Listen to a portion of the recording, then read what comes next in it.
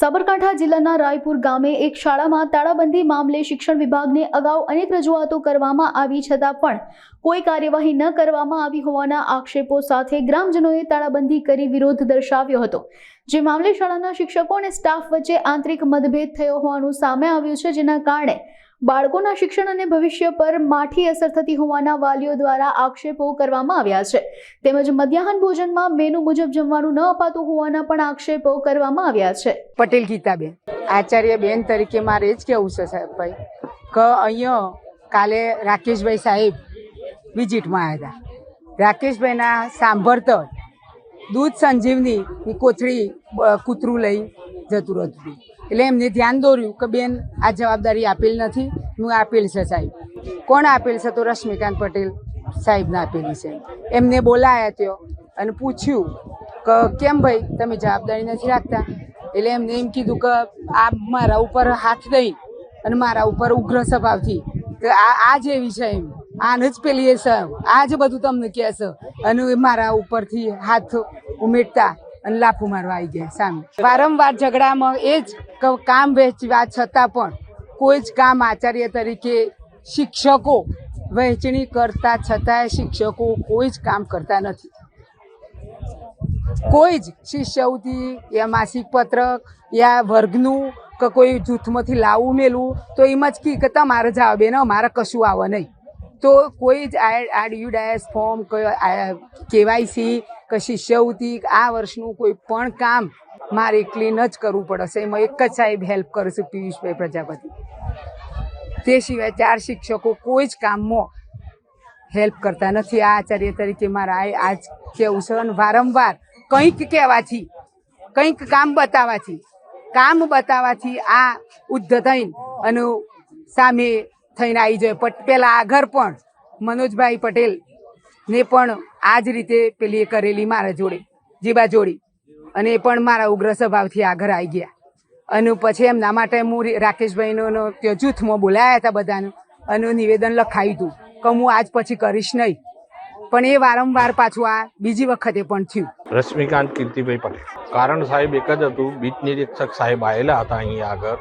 સોમવારે બેન હાજર નહોતા અહીંયા, એમની તપાસ માટે આવ્યા હતા બે સાહેબ। તો પછી અમને સ્ટાફને બોલાવવામાં આવ્યા ઓફિસની અંદર અને સાહેબે કીધું કે ભાઈ દૂધની થેલી રહી ગઈ હતી, કૂતરું લઈ ગયું છે, તો તમે શું ધ્યાન રાખો છો? કે સાહેબ અમારી ભૂલ થઈ ગઈ છે, અમે માફી માગી લઈએ છીએ કે અમારી ભૂલ થઈ ગઈ, દૂધ અંદર મૂક્યું નથી અમે, બરાબર। એટલે બેનને સીધો ખુરશીમાંથી ઊભા થઈને મારા ઉપર હુમલો કર્યો, મને ગધેડા બુદ્ધિ વગરના એવું કહીને હું તને લાફો મારી દઈશ, આવું વર્તન મારી જોડે કર્યું છે એમને।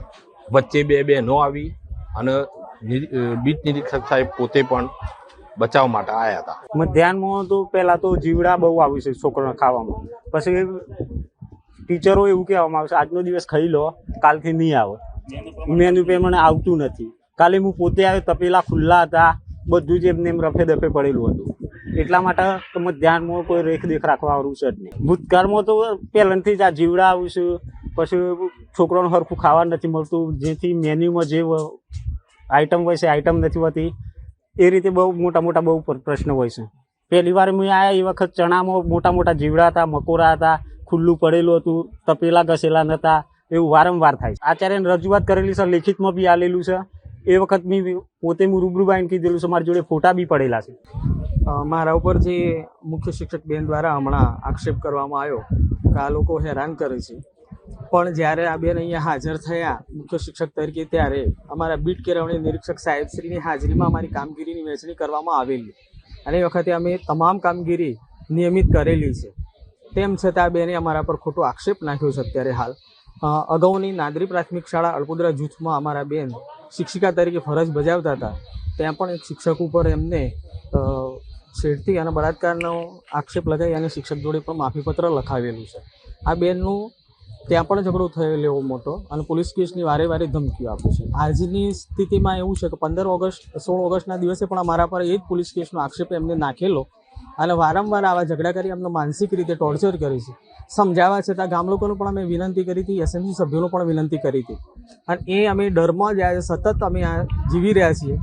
વારંવાર બેનને સમજાવવા છતાં કોઈ જ વસ્તુ સમજતા નથી ને અમારા પર પાયાવિહોણા આક્ષેપ કરવામાં આવે છે. અત્યારે હાલ મધ્યાહન ભોજનમાં 1/9/2024ના રોજ સરકારશ્રીના પરિપત્ર મુજબ નવીન મધ્યાહન ભોજન યોજના અંતર્ગત બાળકોનું મેનુ આપવામાં આવે છે, પરંતુ આજ દિવસ સુધી અમારી શાળામાં એક પણ દિવસ મધ્યાહનનું કોઈ જ મેનુ નવું આપવામાં આવેલ નથી. વારંવાર બેનને અમને સૂચના આપે, અમે કહીએ કે ભાઈ આપણે આ મધ્યાહન બાળકોને સારું મળી રહે એવા પ્રયત્નો આપણે સાથે મળીને કરીએ તો સારું, પણ એ અમારા ઉપર જ ખોટા આક્ષેપો નાખ્યું છે કે આ લોકો મધ્યાહન નથી રાખતા. વારંવાર કહેવા છે તો આજ દિવસ સુધી નવીન મેનુ બાળકો માટે બનેલ નથી અમારી શાળામાં.